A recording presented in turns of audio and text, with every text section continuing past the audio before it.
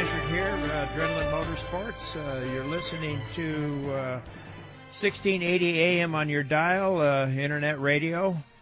And here today with in-studio guest, a good friend, a longtime friend, as a matter of fact, Don Prieto. And back in the early days, my early days anyhow, in drag racing, I met he and many others like him, but somehow over the years we've stayed in touch, and I have him here in studio today as a guest, and Don brings in a lot of stories kind of like mine of the early days, and but he has obviously some additional experience, more so than mine.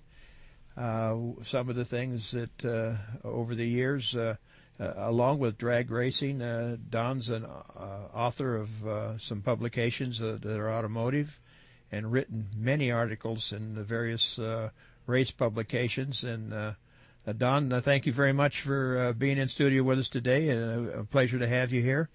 And some of the things that I'd like to touch bases with you on to discuss is really the early days of drag racing, from the Long Beach days, and your experiences before coming to Long Beach, such as back in the Midwest and the south of the country. Why don't you kind of enlighten us a little bit, Don? Well, first of all, thank you for inviting me. And when we talk about early days of drag racing, I was there in Louisiana before drag racing even existed anywhere in that part of the country. It was kind of a California phenomenon, but we did pick up the characteristic of street racing. I think we all did at that point. Yeah, it was. We started out in grammar school racing on foot, and then on bicycles, and then when we were old enough to get a means of transport, then you always had to try out your pal and see if you were faster than him, or quicker than him with the shift lever. Very, very true. I kind of recall some of that experience myself. Never really thought about presenting it in that manner, but it was pretty much true. One of the things I wanted to hit on, I know that the legendary strips of the early days, of course, as we knew them, were the likes of Santa Ana drag strip and Long Beach, of course. But you alluded to several that you were familiar with that I don't think very few folks realize they existed. And you mentioned some that. Why don't you? Well, let me tell you a little bit of a tale at my very first drag race. I was in the military from 54 to 58.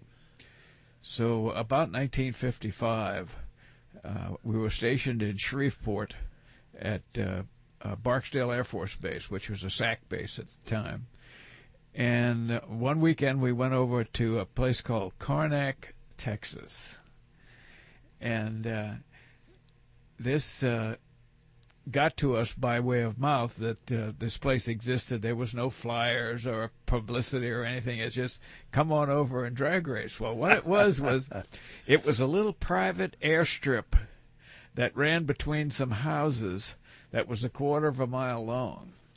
And when the airstrip ended, you went into gravel and grass. Oh, boy. So if you went really fast, which was at that time about 90 miles an hour, you had your hands full coming to a stop. So we went over there, and a friend had a 55 Chevrolet, and he had no idea what drag racing was. So I said, well, I'll show you. I'll drive. So I went out, and I raced about 3 different guys, an Oldsmobile and 2 other Chevrolets, and I won all 3 of the races. That was a kind of a guy with a handkerchief flagging you off like they did in Rebel Without a Cause. There you go. Recall. Something you would find in a movie today. Sure. Exactly. So when I won all 3, he said, hey, I'm going to have to try that. So he went out and promptly broke the drive shaft. Oh, boy.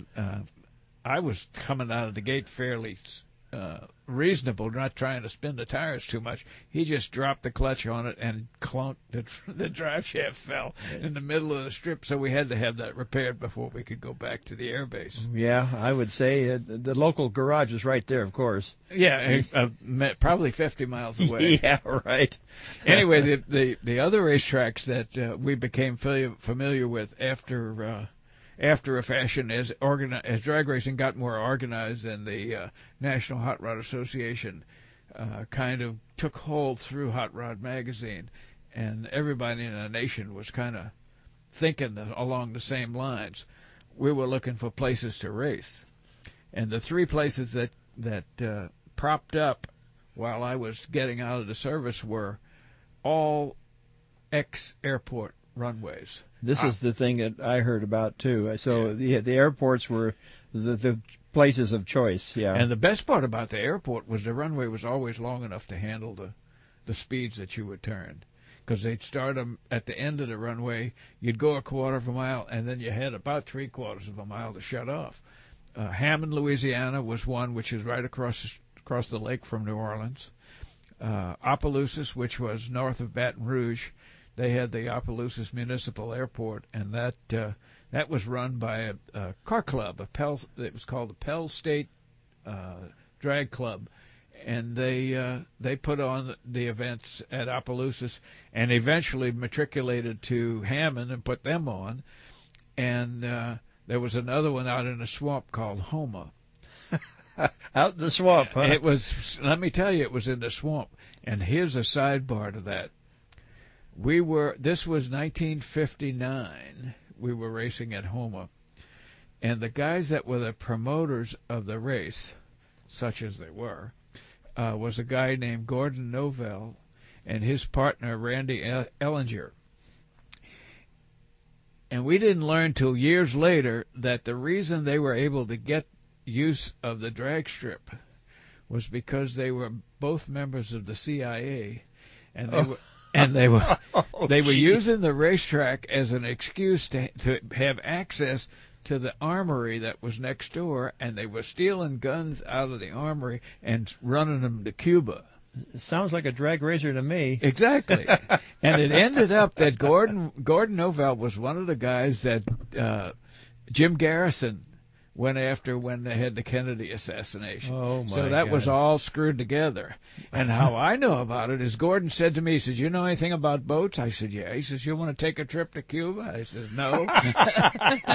So I managed to skip out on that deal by the skin of my teeth. Well, one of the things I was going to ask you is about when you start mentioning airstrips, what did they do with the airplanes while you guys were using the strip to drag race on? Well, private aviation wasn't a whole big deal like it is nowadays. And imagine Santa Ana being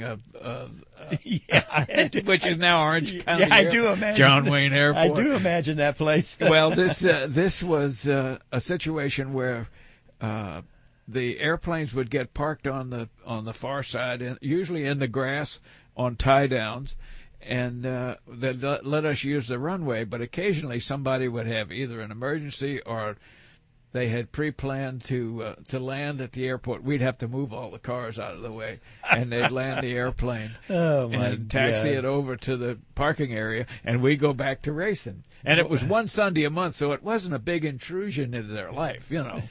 Can you imagine all the things you had to worry about? First run your car, and then worry about what's going to land on top of you. Exactly. And we cordoned everything off with snow fencing so that if we did have to lay it down, it was easy enough to just go out and bend it over and put it on the ground so it didn't interfere with the aircraft operations. Oh, my God. Yeah, well, that is in parts of the country that we here in Southern California really did. We had our own issues, but nothing like that. So you have no idea. Yeah, no, I don't. That's the truth of the matter. I really don't. Yeah.